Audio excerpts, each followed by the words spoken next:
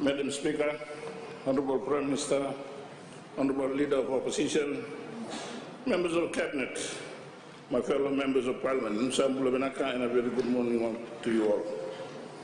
Madam Speaker, please allow me to comment in response to His Excellency the President's address at the opening of his 2016-2017 session of Parliament, delivered on Monday, 12 September 2016. Madam Speaker, I begin by acknowledging the opening address by His Excellency the President of the Republic of Fiji, Major General Cawaki Konrate, and I respectfully thank and congratulate His Excellency for setting the new course for this new parliamentary session. Madam Speaker, I wish to restate some of the words by His Excellency the President of Fiji, which I believe every member of this August House can take note as we begin this parliamentary session, and for which I quote: "Let us all be worthy in public life of the honorary men and women who put us here, who have given us their trust and to whom we owe our ultimate duty, our ultimate loyalty.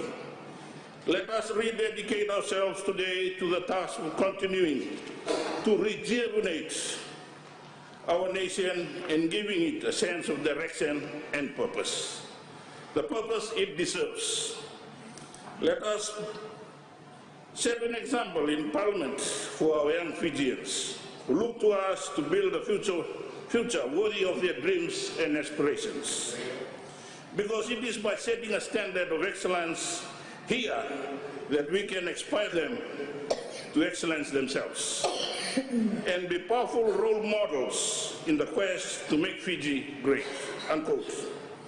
Madam Speaker, these are great words of wisdom, and these words must be embraced. We as lawmakers must give these words true meaning in our roles, in our daily livings, and also in our roles here of reviewing existing and debating new ones. Madam Speaker, we have reached the halfway mark of Fiji's first truly democratic governance. Our performance and achievements thus far can be tangibly seen through the Fiji government's large-scale investments in roading, water and electricity infrastructure.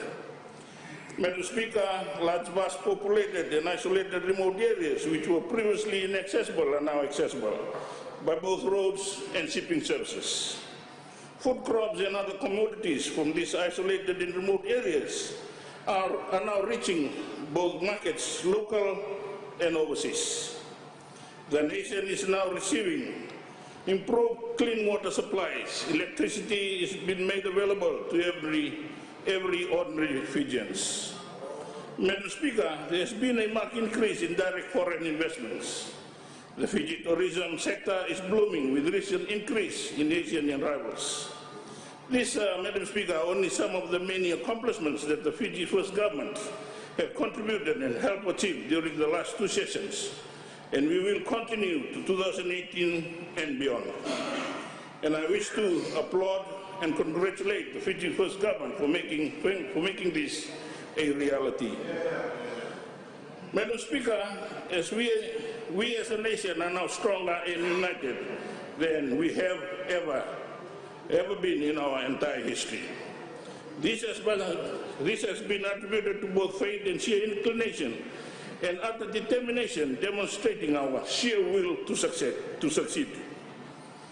Madam Speaker, Tropical Cyclone Winston placed a dagger-like stab in the hearts of our brothers and sisters in the areas devastated, stretching from Vanuatu, Taveuni, southern Vanuatu, Lomaiviti, Telebu North, Nakorotumbu, Wanimbuka, Tulautoka, the Mamanuda groups, and to the Asawa group of islands in the west, crippling our nation's infrastructure.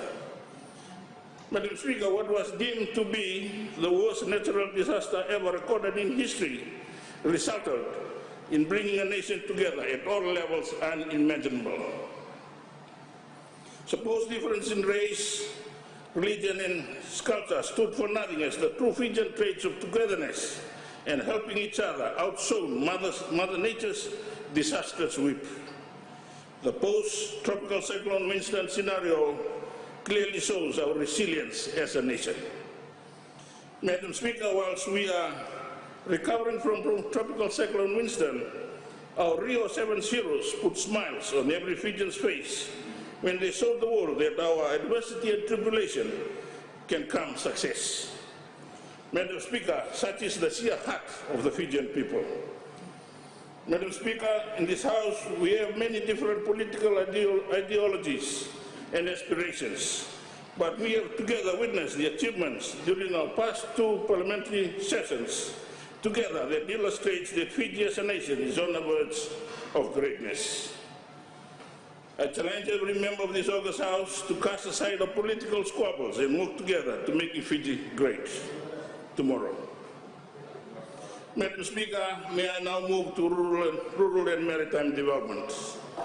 Developing the infrastructure and living standard of our people in the remote and isolated rural and maritime areas must be a priority that I am pleased that the Fiji First Government has provided the appropriate allocation for its development. Madam Speaker, you may have heard our Honourable Prime Minister say on many occasions how important it is to the Fiji First Government that every Fijian has the same opportunity to experience the benefits of the new Fiji. This is a vision we fully embrace and work daily to achieve. Madam Speaker, improving the lives of Fijians in rural and maritime areas is only possible if our national integrity is preserved and we can ensure economic and social stability. It is only possible when we respect the will of the Fijian people who freely expressed their choice of government in the last general election. Madam Speaker, the Fiji First Government has placed special and distinct emphasis on the following infrastructure projects to support the rural and maritime areas. Madam Speaker, number 1, upgrading the old and current water systems and the building of new ones. The demand for access to clean and drinking water, the demand to access to clean, safe drinking water is increasing. With increasing development in rural and maritime areas, together with the immediate threats of climate variations and the competing interests for the limited land available, it is therefore critical to identify new water sources and devise new water delivery systems for our increasing population. Madam Speaker, number 2, provisions of upgraded roads, bridges, jetties and ports to ensure accessibility. The Fiji First Government will continue with its road upgrading program in the upgrading of old and current roads with the extension of new access roads to villages and communities in the isolated and remote rural and maritime areas. Also in the program, the upgrading of old and current bridges, jetties and ports, and the building of new ones to support the influx of traffic into our roading systems and new maritime shipping destinations. Madam Speaker, number 3, extending the National Fiji Electricity Authority power grid and the establishment of rural power supply through generators, mini hydro systems, solar systems and the new hybrid systems.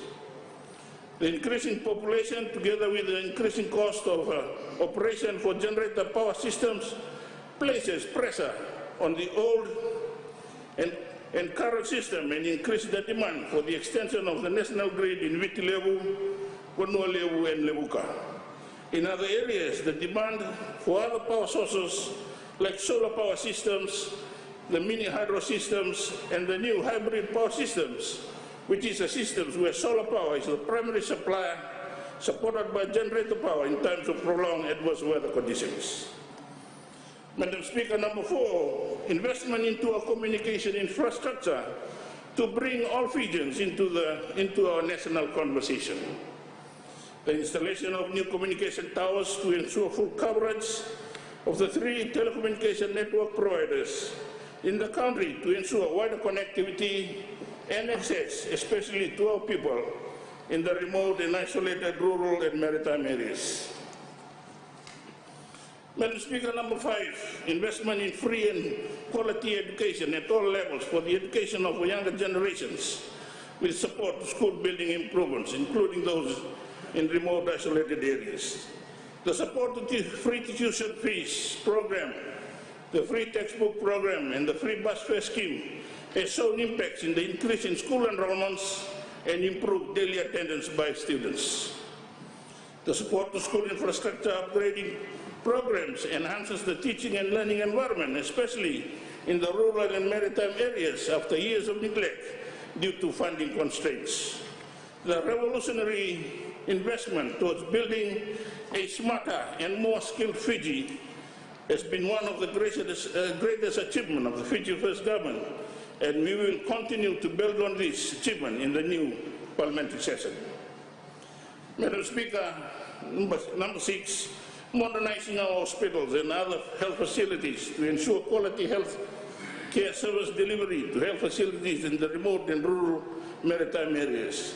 The building and relocation of new nursing stations with provisions of new and modern health equipment to ensure total service delivery and treatment on site rather than referral, which is time-consuming and expensive for patients. Madam Speaker, number 7, acquisition of new vessels to the Fiji government services to enhance accessibility to all our maritime ports and destinations. Also to increase the list of approved maritime destinations for the Fiji Shipping Franchise Program to include destinations not serviced by private shipping operators. This will ensure exclusive shipping coverage and facilitate trading, people movement, and market accessibility to these destinations. The arrival of another government shipping vessels in this new parliamentary session will facilitate and increase maritime accessibility to all our maritime destinations. Madam Speaker, lastly, number 8, investment to our rural and maritime small and micro enterprises and our rural entrepreneurs to facilitate production and market access. The support to ensure increasing supply of production to meeting what the market demands with the right quality, the right quantity, and the consistency of supply to meet the demand timelines. This facilitates the rural economic spin where rural development, rural employment will increase and lower rural employment. Employment will increase and lower rural unemployment, thus raising the living standard of our people in the rural areas. This, Madam Speaker, ultimately will be the catalyst to revising the rural to urban drift. Madam Speaker, these are all parts of the Fiji First Government's large strategy to put Fijians in our rural and maritime areas on equal footing so that we may step into Fiji's future together. Madam Speaker, we are making unprecedented progress in our quest to position ourselves right and getting back on the right track. Our people are progressing forward and they are benefiting from that. As the result of our progress in the last 2 parliamentary sessions, we are gaining international, regional, and national respect and recognitions. And that will continue in this new parliamentary session and beyond. Madam Speaker, I look forward to the challenges ahead in this new parliamentary session. And I know that our contribution that we will make in this August House will put Fiji in great stead tomorrow. Madam Speaker, to conclude, we sit here today as proud Fijians knowing that the weight of our beloved nations rests on our shoulders. The Fijian people have placed their faith and their trust in us. And further challenge you, and I further challenge you all to repay such faith and trust through meaningful and meritorious debates in these new 2016-2017 parliamentary sessions. Madam Speaker, I genuinely thank for your indulgence.